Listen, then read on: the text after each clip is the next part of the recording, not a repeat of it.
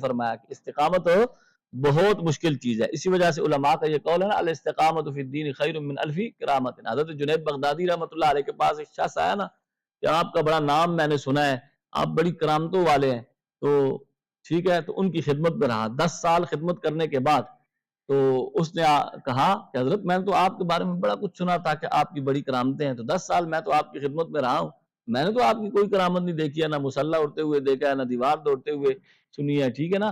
تو یہ بھی کتابوں میں جب لکھتے ہیں نا کاٹیوں بار بار جو علم ہوتا ہے نا اس میں یہ ساری چیزیں ہوتی ہیں, مصلی بھی اڑتا ہے, پھر دیواریں بھی دوڑتی ہیں.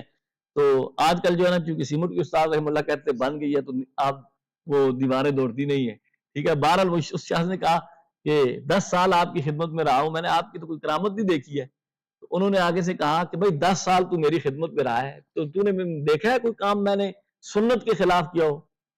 تو اس نے کہا نہیں, یہ میں نے نہیں دیکھا. انہوں نے کہا اس سے بڑی اور کیا کرامت ہو سکتی ہے کہ 10 سال میں نے سنت کے مطابق زندگی گزار دی ہے, تو اس سے بڑی کوئی کرامت ہو سکتی ہے؟ اس لیے کہتے ہیں الاستقامت فوق الکرامت, استقامت کرامت سے اوپر کی چیز ہے.